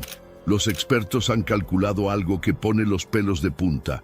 Si continúan enterrando a las personas de la manera tradicional, dentro de 2, 3, tal vez 400 años, Jerusalén se convertirá en una ciudad sin espacio para los vivos. Pero hay algo mucho más profundo detrás de esta crisis de espacio, algo que trasciende lo meramente práctico. La razón por la cual miles y miles de personas anhelan ser sepultadas en este lugar específico no tiene nada que ver con la comodidad o la tradición familiar. Es porque albergan una creencia que ha perdurado durante milenios. Cuando el Mesías regrese, descenderá precisamente sobre esta montaña sagrada, y aquellos que descansen aquí serán los primeros en experimentar la resurrección junto a Él. Elevándose majestuosamente por encima de la ciudad dorada de Jerusalén, existe una cresta montañosa que ha sido testiga silenciosa de triunfos épicos, lágrimas desgarradoras y profecías que han resonado durante miles de años. Esta es la historia del Monte de los Olivos, un lugar donde lo terrenal y lo divino parecen tocarse. Desde sus laderas empinadas puedes contemplar directamente a través del valle de Cedrón hacia el monte del templo, donde la cúpula dorada de la roca brilla con destellos hipnotizantes bajo la luz solar. Más allá se alza la puerta oriental sellada, mirando hacia los cielos con una clase de silencio obstinado que parece guardar secretos ancestrales. Pero ahora algo extraordinario está desarrollándose ante nuestros ojos. El Monte de los Olivos, que ya ostenta el título del cementerio judío más antiguo y sagrado del planeta, está experimentando una expansión sin precedentes. Su océano interminable de tumbas se extiende cada vez más cerca hacia esa misma puerta oriental misteriosa. Para muchos observadores, esto no representa más que una respuesta práctica y lógica a la necesidad desesperante de más espacio para sepulturas en Jerusalén. Sin embargo, para otros, esto constituye una señal, un movimiento inquietante en la cronología profética, un susurro que sugiere que las escrituras que hemos estudiado durante siglos podrían pronto levantarse de las páginas polvorientas y materializarse en la realidad tangible. Podría ser que la expansión de estas tumbas hacia la puerta donde está profetizado que el Mesías entrará sea una pista de que la historia está acercándose a su clímax final. Antes de sumergirnos en este misterio fascinante, te invito cordialmente a suscribirte a nuestro canal. Tu apoyo nos permite continuar descubriendo las conexiones extraordinarias entre arqueología, historia y profecía bíblica. El Monte de los Olivos no es simplemente una formación geológica más.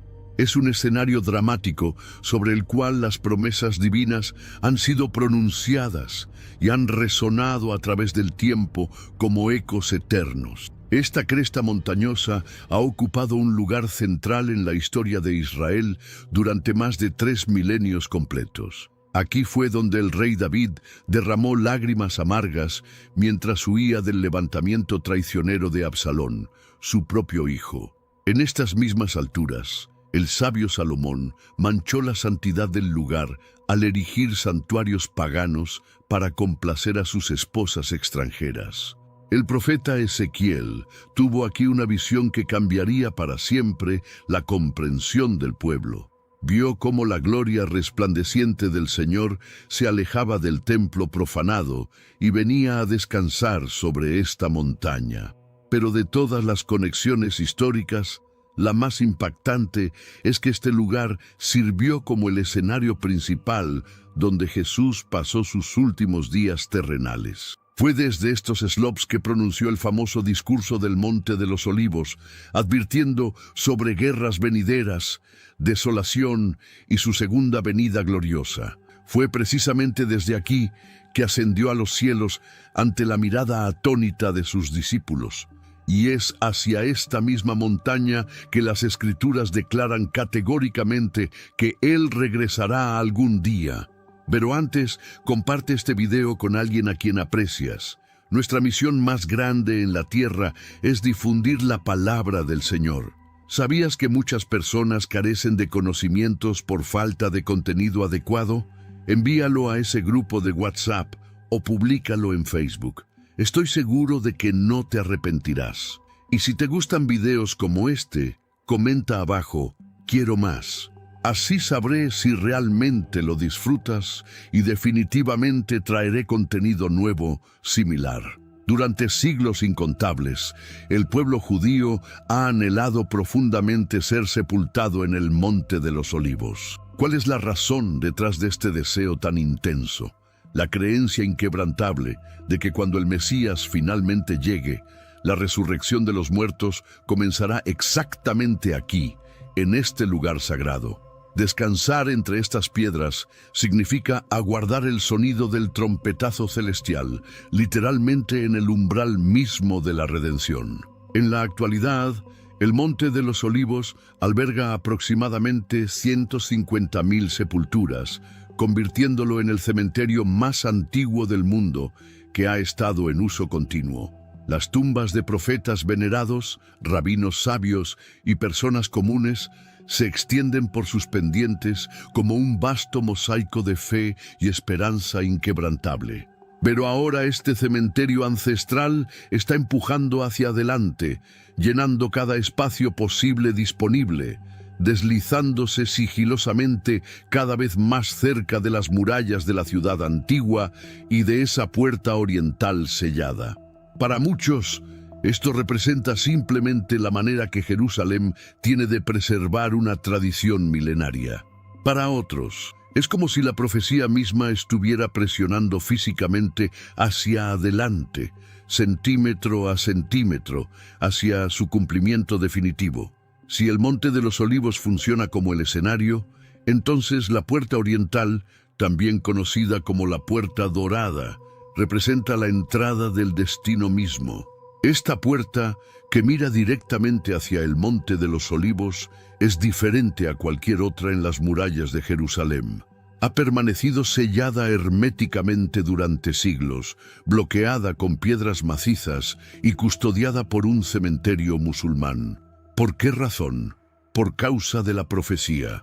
En este mundo actual, vemos cada vez más personas yendo en contra de los principios tradicionales y parece que lo inmoral está cada vez más presente. Es común sentirse desorientado y sin rumbo. Sin embargo, aún existe un camino para recuperar la verdadera esencia y restablecer los principios éticos en nuestra rutina diaria. Si te sientes perdido en medio de la confusión y deseas más claridad, tenemos algo especial para ti, un recurso creado especialmente para ayudarte a comprender el significado de estos desafíos actuales y enfrentarlos con sabiduría y valentía. Este es el verdadero valor de Caminos de la Revelación, descifrando la Biblia por completo, un camino hacia la claridad y la serenidad a través de sus enseñanzas. Lo mejor de todo es que está disponible ahora, en el primer comentario fijado. No pierdas esta oportunidad de transformar tu vida y descubrir el propósito genuino de estos desafíos. La tradición judía sostiene firmemente que el Mesías entrará algún día a Jerusalén precisamente a través de esta puerta específica. Los gobernantes musulmanes tempranos, perfectamente conscientes de esta creencia, la sellaron completamente en el siglo XVI bajo el sultán otomano Suleimán, con la esperanza de impedir que la profecía se cumpliera. Incluso colocaron un cementerio frente a ella, creyendo que un hombre santo jamás podría pasar a través de terreno considerado impuro. Pero, ¿pueden la piedra y el suelo resistir contra la palabra de Dios? Ezequiel habla de esta puerta, diciendo que permanecerá cerrada porque el Señor, el Dios de Israel, ha entrado por ella. Sin embargo, un día se abrirá nuevamente, no por manos humanas, sino ante la llegada del Rey de Gloria. Aquí es donde la historia toma un giro absolutamente fascinante. Mientras Jerusalén crece y más judíos desean ser enterrados en el Monte de los Olivos, el cementerio se ha estado expandiendo, presionando más y más hacia abajo por las pendientes. Desde una perspectiva aérea, parece un río de tumbas de piedra fluyendo hacia la ciudad antigua. ¿Y hacia dónde apunta este río de sepulcros? Directamente hacia la puerta oriental sellada. Es casi como si los muertos mismos estuvieran alcanzando el lugar donde está prometida la resurrección, amontonándose cada vez más cerca del umbral exacto donde la profecía dice que el Mesías entrará. Algunos observadores ven esto como una simple coincidencia de geografía y tradición, pero para aquellos que observan a través de los ojos de la fe, es como profecía escrita no solamente en las Escrituras, sino también grabada en piedra viva.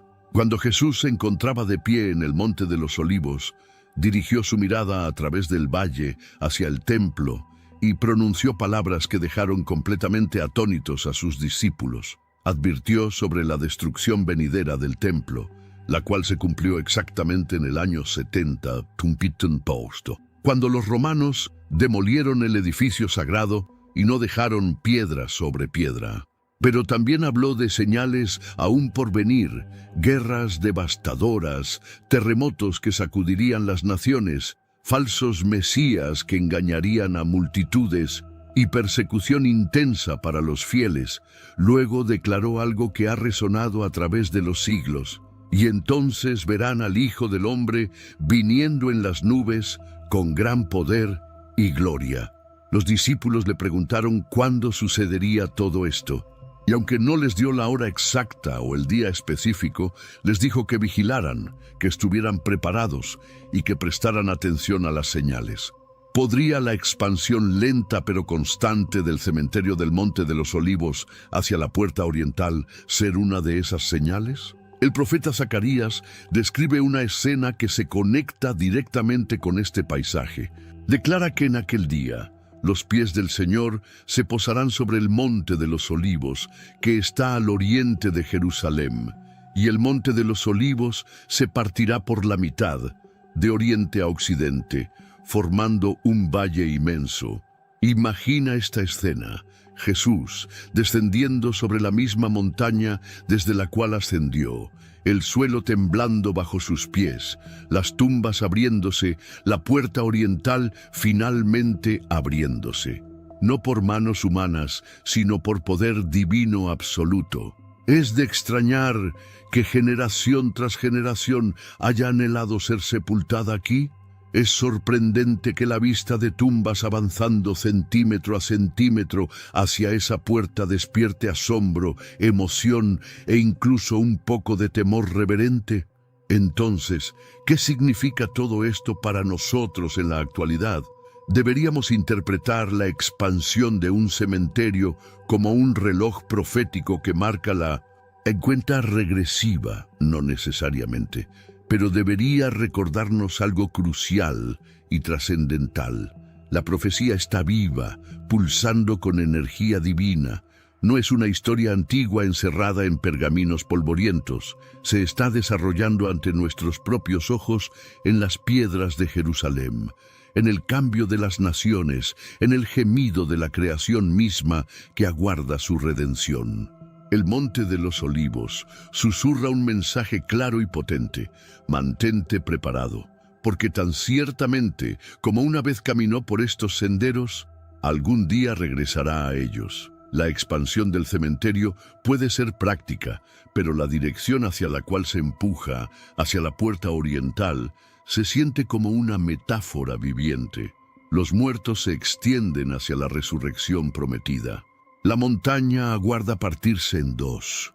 La puerta espera abrirse, y nosotros debemos estar listos para verlo cuando venga en gloria y majestad.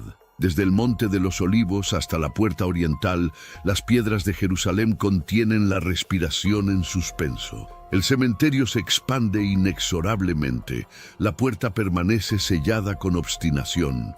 Y la profecía espera como una canción a medio terminar, como una sinfonía que aguarda sus acordes finales. La pregunta no es simplemente si Jesús está a punto de regresar. La interrogante más profunda y penetrante es: cuando Él venga, ¿estaremos preparados para encontrarnos con Él? El Monte de los Olivos nos recuerda constantemente que la profecía no es historia muerta y enterrada. Es destino viviente, pulsante de posibilidad divina, y quizás, solo quizás, la expansión continua del cementerio representa una señal más de que el Rey está cerca, muy cerca del umbral de la eternidad. Los arqueólogos que trabajan en Jerusalén han documentado algo extraordinario en los últimos años. Cada excavación, cada descubrimiento en el Monte de los Olivos revela capas de historia que parecen apuntar hacia un futuro profético. Las técnicas modernas de datación por carbono han confirmado que algunas secciones del cementerio tienen más de 3000 años de antigüedad. Pero lo que resulta más intrigante es la disposición de las tumbas más recientes. Los planificadores urbanos han notado que la expansión no sigue un patrón aleatorio. Existe una dirección deliberada, un flujo casi magnético hacia la puerta oriental.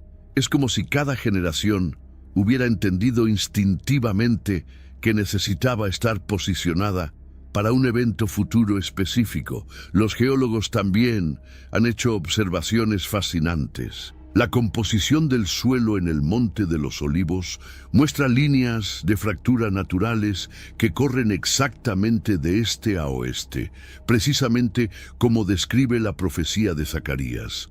La montaña parece estar geológicamente preparada para partirse tal como está escrito. Los expertos en numerología bíblica han encontrado patrones asombrosos en la disposición del cementerio.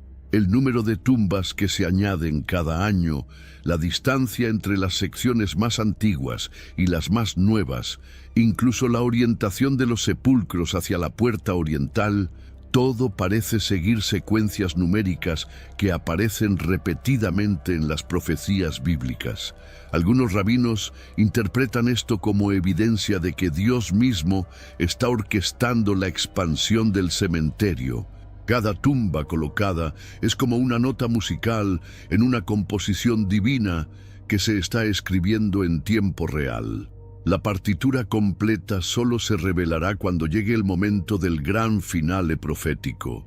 Miles de peregrinos visitan el Monte de los Olivos cada año y muchos reportan experiencias extraordinarias. Hablan de una sensación palpable de expectativa en el aire, como si la montaña misma estuviera aguardando algo trascendental. Algunos describen sueños vívidos después de visitar el cementerio, sueños donde ven la puerta oriental abriéndose con una luz cegadora. Los guías turísticos locales, muchos de los cuales han trabajado en el área durante décadas, confirman que la atmósfera del lugar ha cambiado en los últimos años. Hay una intensidad creciente, una sensación de inminencia que no existía antes. Es como si las piedras mismas estuvieran despertando de un sueño milenario. Los satélites modernos han capturado imágenes del Monte de los Olivos que revelan patrones que son invisibles desde el nivel del suelo. Desde el espacio, la expansión del cementerio hacia la puerta oriental forma líneas geométricas perfectas que parecen apuntar como flechas hacia el punto exacto donde la profecía dice que el Mesías entrará. Los sistemas GPS utilizados para mapear las nuevas secciones del cementerio han registrado anomalías magnéticas extrañas en el área cercana a la